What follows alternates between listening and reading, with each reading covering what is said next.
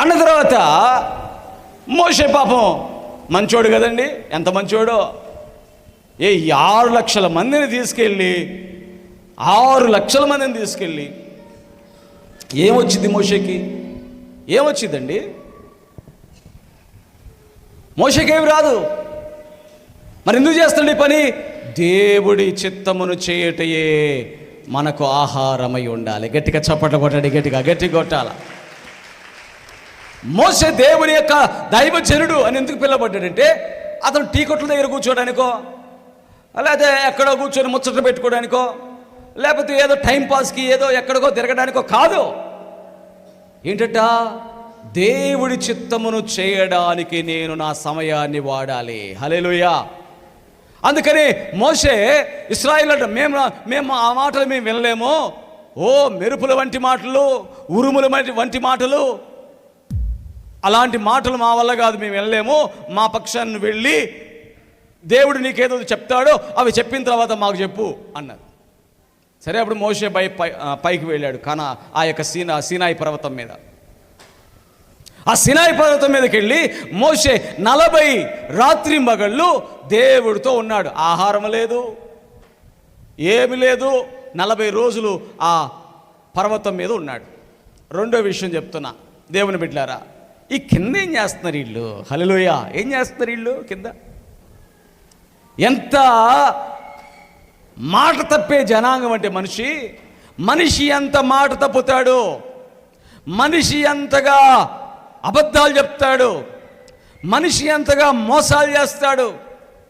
ఎర్ర సముద్రం చీలడం చూశారు, ఆరిన నేలపై రావడం చూశారు. ఆరిన నేలపై ఇశ్రాయేలు ప్రజలు కూడా అందరూ నడుచుకుంటూ ఇటుపక్క ఒక గోడలాగా సముద్రం నిలబడి, ఇటుపక్క ఒక గోడలాగా సముద్రం నిలబడితే ఆరిన నేలపై అంత అద్భుతాలు చూసిన వాళ్ళు ఇప్పుడు ఈ కొండ కింద ఏం చేస్తారు వీళ్ళు? అందుకనన్నా మనిషి మాట ఇచ్చి తప్పుతాడు. నువ్వు ఒకవేళ నాకు చెప్పొచ్చు ఏమని తెలుసా? అన్నా, దేవుడు నాకు ఆశీర్వాదం ఇస్తే నేను నీకు ఈ పరిచర్యకి సహకరిస్తానన్నా అన్నావు అనుకో, నేను నమ్మను. దేవునికి స్తోత్రం చెప్పండి. హల్లెలూయా. ఒకవేళ నువ్వు నాకు చెప్తే నేను నమ్మను. ఎందుకు తెలుసా? నువ్వు దేవుడికి చెప్తే నమ్ముతా. హల్లెలూయా. ఎవరికి చెప్తే? ఒకవేళ నువ్వు నాకు చెప్పావు అనుకో, నేను నమ్మను. ఎందుకు తెలుసా? నువ్వు ఈరోజు చెప్తావు, రేపొద్దున నువ్వు ఎట్లయినా అయిపోవచ్చు, అసలు రానే రాకపోవచ్చు. దేవునికి స్తోత్రం. హల్లెలూయా. అమ్మో, ఆయన దగ్గరికి వెళ్తే నేను చెప్పాను కదా కాబట్టి నేను రాను. ఎందుకు రావయ్యా? ఆయనకి అప్పుడు ఒక మాట చెప్పాలే, నీ మందిరానికి నేను ఏం చేస్తానని అది చేస్తానని చెప్పాను. ఇప్పుడు నాకు దేవుడు డబ్బులు ఇచ్చాడు కదా, ఇప్పుడు నేను వస్తే మళ్ళీ అడుగుతాడేమో కాబట్టి నేను రాను. అసలు మందిరమే మానేస్తాడేమో. దేవునికి స్తోత్రం.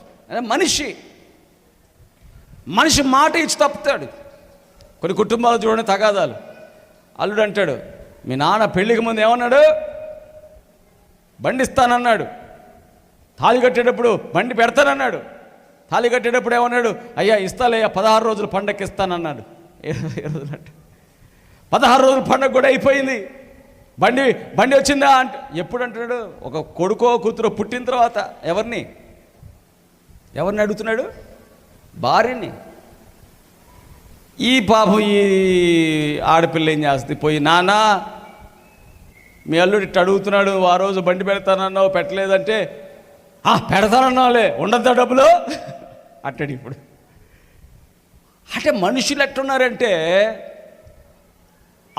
అప్పు తీసుకునేటప్పుడు ఏమంటారు? సార్ నమ్మకంగా ఇస్తా సార్, నేను మీకు డబ్బులు అప్పు ఖచ్చితంగా కడతా సార్, టైంకి కడతా సార్, 5వ తేదీకి కట్టేస్తా సార్. చూడండి సార్, 1,00,000 రూపాయలు ఉంటే చూడండి సార్, డబ్బులు ఇచ్చాడనుకో, ఈయన 5వ తేదీ రావటం ఏమో తర్వాత సంగతి, కనీసం 5 సార్లు ఈయన మాత్రం తిరగాలి వాళ్ళ ఇంటికి. దేవునికి స్తోత్రం చెప్పండి. హల్లెలూయా. ఏం జరుగుతుంది? మనుషులు ఎలా మారిపోతున్నారు? మనిషి మాట అవునంటే అవునుగా ఉండట్లా, కాదంటే కాదుగా ఉండట్లా, అవునంటే కాదు, కాదంటే అవును.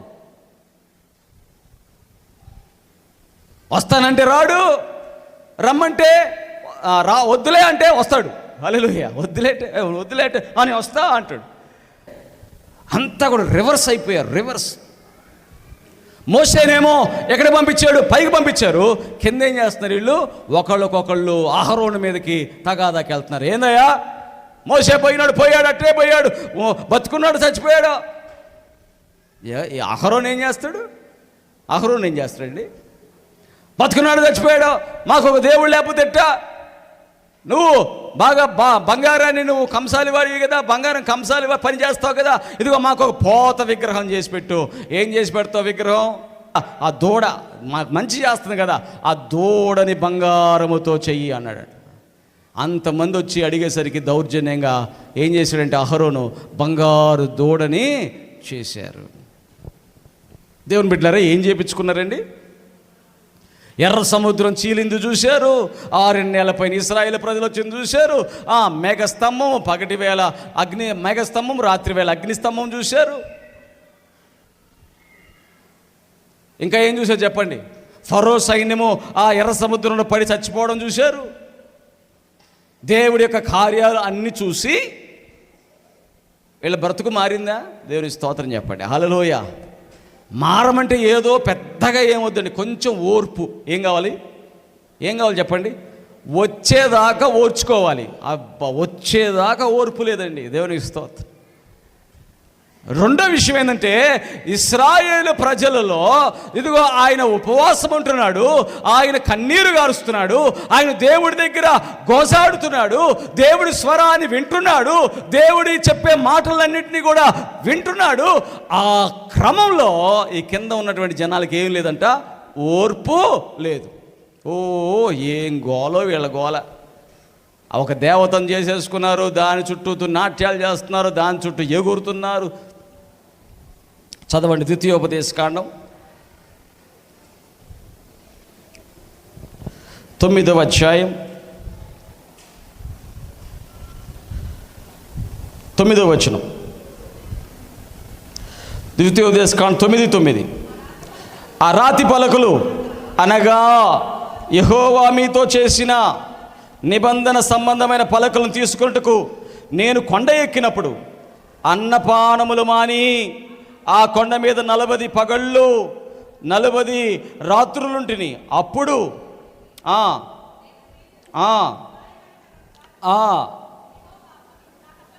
ఆయన బాధ చెప్తున్నాడు.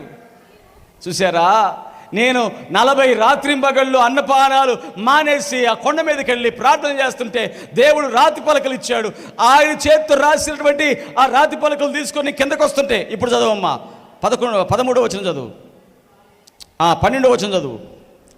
నీవు లేచి ఇక్కడి నుండి త్వరగా దిగుము, నీవు ఐగుప్తులో నుండి రప్పించిన నీ జనము చెడిపోయి నేను వారికి ఆజ్ఞాపించిన త్రోవలో నుండి త్వరగా తొలగి తమ కొరకు పోత బొమ్మను చేసుకొనరని నాతో చెప్పాను. లోబడని జనులు,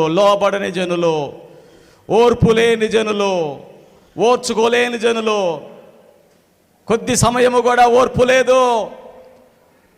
ఒక సేవకుడేమో ఉపవాసం ఉండి 6 లక్షల మంది జనాన్ని దేవుడి యొక్క చిత్తము నెరవేర్చడానికి, ఇదిగో ఐగుప్తులో బానిసత్వం ఉంది, ఐగుప్తులో శ్రమ ఉంది, ఐగుప్తులో కష్టం ఉందని దేవుడు దైవజనుడిని ఏర్పాటు చేసి ఆ దైవజనుని ద్వారా 6 లక్షల మందిని తీసుకొని వచ్చి అద్భుతాల ద్వారా, సూచక క్రియల ద్వారా విజయాలు అనుగ్రహించుకుంటూ వస్తే 40 రోజులంట కొండ మీదకి వెళ్ళాడు మోషే.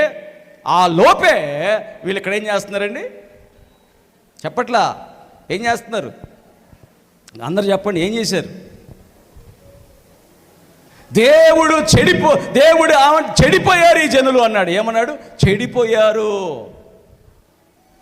దేవుడు ఎవరో తెలుసు, దేవుడు ఎలా నడిపిస్తాడో తెలుసు, దేవుడు సృష్టికర్త అని తెలుసు, దేవుడు సర్వాధికారి అని తెలుసు. దేవుడు మనల్ని చేశాడు కానీ మనము దేవుడిని చేయలేం కదా. హల్లెలూయా. ఆ మాత్రం ఇంకిత జ్ఞానం లేదా? చిన్న లాజిక్ అది. ఏంటది? దేవుడు మనల్ని నిర్మించాడు కానీ మనము దేవుణ్ణి నిర్మించలేము. ఆమేన్, హల్లెలూయా. దేవుడు ఆత్మ గనుక ఆయన్ని ఆరాధించువారు ఆత్మతోనూ సత్యముతోనూ ఆరాధించవలను. గట్టిగా చప్పట కొట్టండి, గట్టి కొట్టాలి. హల్లెలూయా, హల్లెలూయా, హల్లెలూయా. దేవుడు ఎన్ని అద్భుతాలు చేసినా కొద్ది రోజుల్లోనే మర్చిపోయారు. ఒక్కొక్కసారి దేవుడు కొంచెం సమయం ఇస్తాడు. సమయం ఇవ్వగానే అంతకుముందు చేసిన ఎన్ని అద్భుతాలైనా మర్చిపోయి ఇప్పుడు కొత్తగా వీళ్ళకి అద్భుతం కావాలన్నప్పుడు వెంటనే జరగాలి. జరగకపోతే ఏం చేస్తావు? పోయి తాయి తెచ్చేసుకుంటా, ఏడ్చుకోపో, దారం కట్టించుకుంటాడు పో, ఏమనాలి నేను ఇంకా వెళ్ళిపా. ఎందుకు? నాకొక్కడికే పట్టిందా? నాకొక్కడిగా బైబిల్ ఇచ్చి చెప్పమన్నాడా దేవుడు? మీకు ఇవ్వాల బైబిల్? ఇచ్చాడే ఇవ్వలేదా? చూపించండి, మీ బైబిల్ చేతిలో చూపించండి, చూపించండి అమ్మా. ఆ రోజు దేవుడు మోషేతో మాట్లాడాడు, ఈరోజు దేవుడు మనందరితో వాక్యము ద్వారా మాట్లాడుతున్నాడు. గట్టిగా చప్పట్లు కొట్టండి, గట్టి కొట్టాల. ఇప్పుడు కూడా నువ్వు పోయి తాయితులు వేయించుకుంటాను, ఆ యొక్క దారాలు కట్టించుకుంటావు, తాయితులు కట్టించుకుంటాను అన్నీ తెలిసిన తర్వాత నువ్వు కూడా చెడుతనం పోతే, నువ్వు కూడా చెడిపోతే నేనేం చేసేది? నీ ఇష్టం అంట. హల్లెలూయా. ఒకవేళ నేను వద్దన్నాను అనుకో, నువ్వేమంటావు? కోపం వచ్చిందిగా నీకు. మా ఇష్టం అండి, మేము వెళ్ళి ఏదైనా చేసుకుంటాం, నువ్వేంది? నాదేముందమ్మా, నేనేమన్నా మిమ్మల్ని ఏమన్నా అధికారం చేయగలిగిన వాడినా? అయ్యగారు మేము పోయి గుణదలో పోయి గుండు కొట్టించుకొచ్చామంట. ఏడకపోయావా? ఏడకి గుండు కొట్టించావా? ఎందుకయ్యా గుండు కొట్టించావు అన్న? మొక్కుకున్నానండి, గుండు కొట్టిస్తానండి. అబ్బా ఏం నవ్వుతున్నాడో, ముసి నవ్వులు. మొక్కుకున్నాడంట ఆయన, గుండు కొట్టిస్తాడండి. దేవుడు నీ చేతికి బైబిల్ ఇచ్చాడు, వాక్యం ఇచ్చాడు, వాక్యములో ఉన్నది చదువుకుంటున్నావు, చదువుకొని నువ్వు వెళ్ళాలి. ఇక్కడ ఏమన్నా పోత బొమ్మలు చేసుకొని వారు నన్ను విడిచిపెట్టారు అని దేవుడు చెప్తున్నాడు. ఇప్పుడు గుణదల్లో ఏముంది? పోత బొమ్మలు కాదా? మనిషి తయారు చేసిన బొమ్మ కాదా? చెప్పండమ్మా, దాంట్లో ప్రాణం ఉందా? బొమ్మలో ప్రాణం ఉంటుందా? మేరీ మాత అని ఆ బొమ్మకు పేరు పెడితే అది మేరీ మాత అయిపోయిద్దా? ఓయ్ వినండి, వింటున్నారా? ఒక బొమ్మ తయారు చేసి దానికి మేరీ మాత అంటే అది మేరీ మాత అయిపోయిద్దా? మేరీ మాత ఎందుకు అయ్యిద్ది? మరియమ్మ ఎక్కడుంది? చనిపోయి ఎక్కడికి వెళ్ళింది? పరదేశులో ఉంది. దేవునికి స్తోత్రం చెప్పండి. హల్లెలూయా. ఎక్కడా? ఆమె ఏమంటారు తెలుసా? వీళ్ళు ఏంటి తయారై నా పేరు తీసుకెళ్ళి ఆ బొమ్మకు పెట్టి మేరీ మాత అంటున్నారేంటి అనరా? దేవుడు మనుషులు నిర్మించాడు కానీ మనుష్యుడు దేవుణ్ణి నిర్మించలేడు. హల్లెలూయా. అది అసాధ్యం. నువ్వు ఒకవేళ ఏదో ఒక బొమ్మ పెట్టో లేకపోతే ఏదో ఇది మేరీ మాత అని అంటే అది మేరీ మాత కానే కాదు. అక్కడికి వెళ్ళి నువ్వు గుండు కొట్టించుకున్నావా, నువ్వు పొర్రుదండాలు పెట్టావా, లేదా 100 సార్లు నువ్వు దాని చుట్టూ తిరిగావా, 100 సార్లు కదా 1000 సార్లు తిరుగు, నీ మోకాలు నొప్పులు వస్తాయి కానీ నీకేమీ జరగదు. దేవునికి స్తోత్రం చెప్పండి. హల్లెలూయా, హల్లెలూయా. ఆ రోజు దేవుడు రాతి పలకల మీద దేవుడు ఆజ్ఞలు ఇచ్చాడు మోషేకి. ఇదిగో ఇశ్రాయేలు ప్రజలకు ఇవి చేయమని. ఏంటి మొదటి ఆజ్ఞ? నా పోలికలో నీ దేవుడని యెహోవా రూపంలో నీవు ఏ విగ్రహములను చేసుకోకూడదు. దేవునికి స్తోత్రం చెప్పండి. హల్లెలూయా. ఆ రాతి పలకలు ఆ రోజు ఇచ్చాడు కానీ ఈ రోజు ఏం చేశాడంటే దేవుని వాక్యం స్పష్టంగా చెప్తుంది. కొరంథీయులకు రాసినటువంటి పత్రిక, కొరంథీయులకు రాసినటువంటి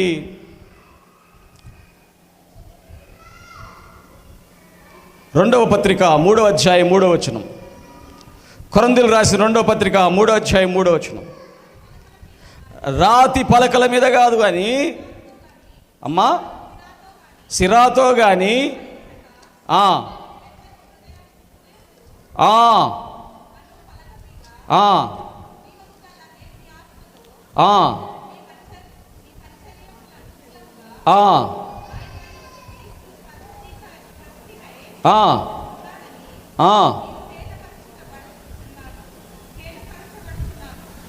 ఇప్పుడు దేవుడు వాక్యం ఏమంటుందంటే ఇదిగో ఒక రాతి పలక మీద రాసినట్టుగా కాదు, ఒక సిరాతో రాసినట్టుగా కాదు, ఒక పెన్నుతో రాసినట్టుగా కాదు, మీరే ఒక పత్రికగా ఉన్నారు అంటున్నాడు. ఏమంటాడు? మీరే ఒక పత్రిక.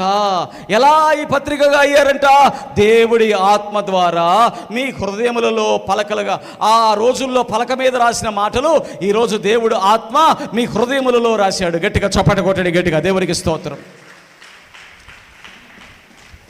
అంటే ఆయన ఆత్మ నా హృదయంలో రాసిన తర్వాత ఇప్పుడు నాకేమనిపిస్తుంది అంటే ఏ స్త్రీని చూసినా అక్క, చెల్లి, అమ్మ అనిపిస్తాయి, అంతే. దేవునికి స్తోత్రం. ఏమనిపిస్తాయి? పొరుగు అని భార్యను చూసినప్పుడు ఏమనిపిస్తాయి? ఏందమ్మా బాగున్నావు తల్లి? అంటే నీ హృదయంలో దేవుడు ఆత్మ ఏం రాశాడు? ఆజ్ఞలు రాసేసాడు. హల్లెలూయా. ఎక్కడ రాశాడు? బయట కాదు, లోపల. బయట మనం రాసుకుంటాం, అది పెద్ద విషయం కాదు. బయట రాసింది ఏది నీకు పని చేయదు, నాకు తెలుసు ఆ విషయం. ఇక్కడ రాసాం, ఒక వాక్యం రాసాం. అది రాసినంత మాత్రాన నీ జీవితం మారిద్దా? మారదు. అక్కడ రాసినంత మాత్రం నీ జీవితం మారదు. దేవునికి స్తోత్రం చెప్పండి. హల్లెలూయా. దేవుడు నీ హృదయంలో రాశాడు. హల్లెలూయా. నీ హృదయంలో రాశాడు.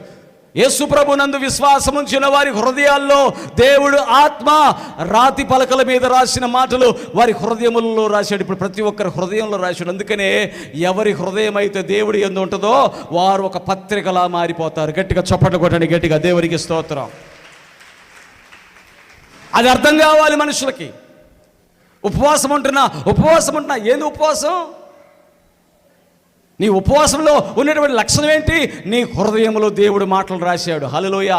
నీ హృదయంలో రాశాడు. నీవు అనుకున్నా కానీ నువ్వు చేయలేవు. హల్లెలూయా. ఒకవేళ ఇక్కడ నేను ఒక 100 రూపాయలు అక్కడ పడేసింది అనుకోండి, ఆ 100 రూపాయలు తీసుకుందాం అనుకున్నా నీ హృదయం అంటది, ఓ నీది కాదు కదా, నువ్వు ఎటు తీసుకుంటావు అంటది. కొంతమంది వచ్చి నాకేం చేస్తారు తెలుసా, మందిరంలో, అయ్యగారు ఎవరిదో ఫోన్ అయ్యగారు మర్చిపోయి వెళ్ళారు అంటున్నారు. ఏమంటారు చెప్పండి? ఎవరిదో ఫోన్ మర్చిపోయి వెళ్ళారు అయ్యగారు, నా చేతికి ఇచ్చారు. అదే లోకంలో ఎక్కడైనా ఫోన్ కనబడితే ఏం చేస్తారు? చక్కగా డొప్పాలు గిప్పాలన్నీ తీసేసి ఆ షాపులో ఇచ్చేసి 2000 3000 తీసుకొని జేబులో వేసుకొని వెళ్ళిపోతారు. కానీ మందిరంలో ఏదో వస్తువు దొరకంగానే అది తీసుకొచ్చి నా చేతికి ఎందుకు ఇచ్చారంటే వారి హృదయం అంటుంది, నీ పొరుగు వారిని నువ్వు దొంగిలించకూడదు. గట్టిగా చప్పట్లు కొట్టండి, గట్టిగా కొట్టాలా. ఉపవాసం ఏం చేసిందంటే నీ హృదయములో ఆయన మాటలు రాయించేటట్టుగా చేసింది. హల్లెలూయా. ఆయన మాటలు నీ హృదయంలో రాస్తుంటాడే కానీ ఆ మాటలు నువ్వు తెలియకుండా ఎవరు చెప్పలా? నీకెవరు చెప్పలా? అసలు నీకు వాక్యమే తెలియదు. అసలు నీకు బైబిలే చదవడం రాదు. అసలు నీకు బైబిల్లో ఏ అధ్యాయం ఎక్కడుందో తెలీదు. అయినప్పటికీ నీవు ఆ 100 రూపాయలు ముట్టుకోవు. అయినప్పటికీ నీ పొరుగు వాడిని దొంగతనం చేయాలనే హృదయం నీకు ఉండదు. కారణం ఏంటి తెలుసా? దేవుడు తన ఆత్మ ద్వారా నీ హృదయంలో రాశాడు. గట్టిగా చప్పట్లు కొట్టండి, గట్టిగా కొట్టాలి. అటు కాకుండా నువ్వు వచ్చి 20 సంవత్సరాల నుంచి నేను పాస్టర్నండి అని చెప్పి రాత్రి వంగానే దొంగతనం, రాత్రి వంగానే ముసుగేసుకొని ఏ ఇంట్లో దొంగతనం చేద్దామని పోయావనుకో, అసలు అది పాస్టరేనా? చెప్పండి అమ్మా, చెప్పాలా? ఒకవేళ విశ్వాస అయ్యి నేను 30 సంవత్సరాలు బాప్తిజం తీసుకున్నానని చెప్పి ఎవరిని మోసం చేద్దామా, ఎవరిని అన్యాయం చేద్దామా, ఎవరి ఆస్తి దోచుకుందామా అని ఆలోచనలు చేస్తే నీకే తెలుసు నీలో దేవుడి ఆత్మ లేడు. దేవునికి స్తోత్రం చెప్పండి. హల్లెలూయా. నీకే తెలుసు. దేవుడి ఆత్మ ఉంటే నీ ఆలోచనలు కూడా నిన్ను గద్దిస్తాయి. తప్పు చేస్తున్నావు, నీది కాని ఆస్తిని ఆశిస్తున్నావు, నీది కాని భార్యని ఆశిస్తున్నావు, నీది కాని సొమ్మును ఆశిస్తున్నావు అని నీ లోపల ఆలోచనలు నీతో మాట్లాడుతూ ఉంటాయి. అందుకని ఆలోచనలను కూడా ఎరిగి ఉన్న దేవుడు మాట్లాడతాడు. ఉపవాసం అంటే నీ ఆలోచనలతో దేవుడు మాట్లాడతాడు. గట్టిగా చప్పట్లు కొట్టండి, గట్టిగా. దేవుడికి స్తోత్రం. వీరిక్కడ చెడిపోయారు, వీరిక్కడ బొమ్మను తయారు చేసుకున్నారు, అయినా వాళ్ళ హృదయం కఠినమైగా, అయ్యో మా దేవుడు ఎర్ర సముద్రం నుంచి దాటిచ్చాడు కదా అని వాళ్ళకి ఆలోచన రావట్లే. ఐగుప్తులో సూచక క్రియలు చేసి ఎన్నో సూచక క్రియల ద్వారా మేము బయటకు వచ్చాం కదా అనే ఆలోచనలు రావట్లే. అంటే వారి హృదయం ఎట్టా ఉంది? కఠినమైపోయింది. ఎంత కఠినం అంటే భయంకరమైన కఠినాత్మలు. ఈరోజు దేవుని బిడ్డ, నీ హృదయం మెత్తగా మారకపోతే, హల్లెలూయా, నీ హృదయం ఏమైపోవాలా? మెత్తగా మారాలా. హల్లెలూయా. అందుకని ఇక్కడ అంటాడు, ఈ మెత్తని 3వ వచనం చదివారమ్మా. ఏ హృదయం అంటది? ఏ హృదయం అంట? చెప్పండి అమ్మా, అందరూ చెప్పండి. రాతి హృదయమా, మెత్తని హృదయమా? దేవుని బిడ్డల యొక్క హృదయాలు మెత్తని హృదయాలు. గట్టిగా చప్పటి కొట్టండి, గట్టిగా కొట్టాల. దేవుని బిడ్డల యొక్క హృదయాలు, సంఘములో ఉన్న దేవుని బిడ్డల యొక్క హృదయాలు మెత్తని హృదయాలు. వద్దమ్మా, వాడు వద్దురా అన్నయ్య నీకు. కాదు మమ్మీ, వాడినే పెళ్లి చేసుకుంటా మమ్మీ. ఎందుకురా? వాడికి నేనంటే ఇష్టం మమ్మీ. వద్దురా, వాడు తాగుబోతాడురా. వద్దురా, వాడు మన దేవుడిని నమ్ముకున్నవాడు కాదురా. లేదు మమ్మీ, నేను వాడినే చేసుకుంటా మమ్మీ. ఏ హృదయం అండి అది? కఠినమైందా మెత్తడిదా? అర్థం కావట్లా బుర్రకి అర్థం కావట్లా. రేపొద్దు నేను తంతాడే అయినా చేసుకుంటా. రేపొద్దు నేను కాలుస్తాడే సిగరెట్లు పెట్టి అయినా చేసుకుంటా. తాగొచ్చి నేను తంతాడే అయినా చేసుకుంటా. కఠినమైనటువంటి హృదయాలు అయిపోయినాయి. మళ్ళీ చర్చికి వస్తారు బైబిల్ పట్టుకొని. దేవునికి స్తోత్రం చెప్పండి, హల్లెలూయా. చర్చికి వస్తారండి బైబిల్ పట్టుకొని చెడ్డ పేరు తేవడానికి. నీ హృదయము ఎలా మెత్తడి హృదయంగా మార్చబడింది. ఏంటి? వాక్యము చెప్పబడుతుంటే కానీ ఆ మెత్తడి హృదయంలోకి వాక్యం వెళ్ళి ఫలిస్తుంది, లోబడిద్ది వాక్యానికి. గట్టిగా చప్పట కొట్టండి, గట్టిగా కొట్టాల, లోబడాల. వాక్యం చెప్పబడిందంటే అది నేను తీసుకున్న తర్వాత అది నేను లోబడాలి, దానికి నేను దాన్ని సరెండర్ అవ్వాలా, దానికి ఒబే అవ్వాలా. అప్పుడు అది మెత్తని హృదయం. హల్లెలూయా. అందుకని రాయి తీసుకెళ్ళి నీళ్ళలో వేయండి. 10 సంవత్సరాల తర్వాత ఆ రాయిలోకి నీళ్ళు వెళ్తాయా? నువ్వు 20 సంవత్సరాలు కాదు, 30 సంవత్సరాలు కాదు, 50 సంవత్సరాలు చర్చికి వచ్చినా నీ హృదయం రాయిలాంటి హృదయం అయితే నీలోకి వాక్యం చెప్పండి, వెళ్తుందా? వెళ్తుంది. స్పాంజ్ చేయండి. స్పాంజ్ చేస్తే మెత్తగా ఉంటుంది కదా స్పాంజీ. ఆ స్పాంజ్ చేస్తే ఎంతసేపు? సెకండా, అర సెకండే, అట్లే సరిదీయండి, మొత్తం నీళ్ళే. హల్లెలూయా. నువ్వు ఒక్కసారి మెత్తడి హృదయంతో వాక్యంలో దేవుడి మందిరంలోకి వచ్చి అట్ట కూర్చో. సెకండ్లో దేవుని వాక్యం నిన్ను నింపి, నిన్ను తడిపి, ఆశీర్వదించి, నిన్ను బలపరిచి, నిన్ను వృద్ధి చేయును గాక. గట్టిగా చప్పట కొట్టి దేవుని గట్టి కొట్టాలి. హల్లెలూయా. రాయిలాగా ఉండి నాకొద్దు, నాకు యేసయ్య వద్దు, నాకు వాక్యం వద్దు, నాకు అవసరంలా నువ్వు ఎన్ని సంవత్సరాలు వచ్చినా ఉపయోగం ఏంది? నీళ్ళు ఎందుకు వెళ్తాయి లోపలికి, రాయిలోకి? మెత్తని హృదయం సెకండ్ చాలు, వెంటనే స్వస్థతలు జరుగుతాయి, వెంటనే అద్భుతాలు జరుగుతాయి, వెంటనే వారి చేతి పనులు ఆశీర్వదించబడతాయి, వెంటనే వారి చేయి పని అంతయు దేవుడు సఫలపరచునుగాక. దేవుడు తన యొక్క మాటలను వెల్లడి పరిచినప్పుడు, ఆ మాటలు మన హృదయంలోకి వెళ్తున్నప్పుడు ఆ హృదయాలు ఏమైపోతాయి? మెత్తని హృదయాలుగా రిసీవ్ చేసుకుంటాయి. కానీ ఆ ప్రజలు ఏం చేస్తున్నారంట? పోత విగ్రహం చేసుకొని కఠినమైపోయి మైండ్, కఠినమైపోయి ఆలోచనలు దేవుడిని విడిచిపెట్టేస్తున్నారు. 40 రోజులు రాత్రింబగళ్ళు ఉపవాసం చేసి దైవజనుడు వీళ్ళందరినీ తీసుకొని రావాలి. ఇప్పుడు చూడండి ఎట్టుంటుందో. దైవజనుడిగా నేను నిలబడ్డాను. ప్రతి వారం కొత్త వాళ్ళు వస్తారు. ఈరోజు కొత్తగా వచ్చిన చేతులు చూపించండి. ఈరోజే వచ్చేవాళ్ళు చేతులు. కొత్తగా వస్తుంటారు, పాత వాళ్ళు రారు. ఎవరు వచ్చినా రాకపోయినా నేను మాత్రం ఇక్కడ ఉండనా? అంటే ఎవరి కోసం నేను నిలబడ్డాను ఇక్కడ? నా దేవుడి చిత్తము చేయడానికి నేను నిలబడ్డాను. హల్లెలూయా.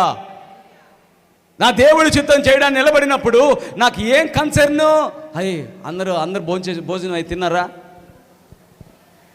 నలుగురికి అందలా భోజనం అనగానే బాధేసుద్ది. నలుగురికి అందలేదంటే ఏమైంది? అయ్యో అనిపిస్తుంది. అటు బయటికి వెళ్ళి చూడంగానే అక్కడ అన్నం పడేసి ఉంటారు. ఇంత ఒక 30 మంది తినే అన్నం అంతా అక్కడే పడేసి ఉంటారు. కొంచెం ఆ పక్కన పడేయచ్చుగా. ఇది మందిరమేనా? ఓ మందిరం అయితే అయ్యిందిలే, ఆడే పడేస్తా. మందిరం ముందు ఎట్ట పడేస్తాం అయ్యా? వాళ్ళు ఎంత గబ్బు కొట్టిద్ది రేపు. మెత్తడి హృదయం కలిగిన వాళ్ళు ఏం ఆలోచిస్తారు? ఇక్కడ కాదులే కానీ కొంచెం ఆ దూరం పడేద్దాం. ఓపిక లేదు, ఆ దూరం నడిచే ఓపిక లేదు. హల్లెలూయా. ఓర్పు లేదు, ఆడబడే. అరే నలుగురికి అందలేదు భోజనం, ఇక్కడేమో 40 మంది భోజనం ఆడపడేసి ఉంది. దేవుని స్తోత్రం. ఆ రోజుల్లో కఠినమైనటువంటి వాళ్ళు ఉన్నారు అంటున్నాం, కానీ ఈరోజు మన క్రియల్లో కూడా ఎక్కడైనా కఠినం ఉందా? హల్లెలూయా. ఎక్కడైనా మెత్తగా ఉంటున్నాం, కఠినంగా ఉంటాం. ఏంటి నేను ఇట్ట మారిపోతున్నాను, కఠినంగా మారిపోతున్నాను ఏంటి? అర్రే నేను ఇట్ట మారిపోకూడదు కదా. కఠినంగా మారిపోతే దేవుడు ఆశీర్వాదం నాకు ఎందుకు వచ్చుద్ది? నేను మెత్తగా ఉండాలా, నా హృదయం మెత్తగా ఉండాలి అని ఆలోచించగలిగే వాళ్ళు, వారిని దేవుడు చెయ్యి విడిచిపెట్టడు. గట్టిగా చప్పట్లు కొట్టండి, గట్టిగా గట్టి కొట్టాలి. నన్ను చూచువాడా, నిత్యం కాచువాడా, నన్ను చూచువాడా, నిత్యం కాచువాడా, పరిశోధించి తెలుసుకున్నావు, చుట్టూ నన్ను ఆవరించావు. పరిశోధించి తెలుసుకున్నావు, చుట్టూ నన్ను ఆవరించావు. కూర్చుండుట బాగుగా ఎరిగి ఉన్నావు, నన్ను బాగుగా, నన్ను చూచువాడా, నిత్యం కాచువాడా, నన్ను చూచువాడా,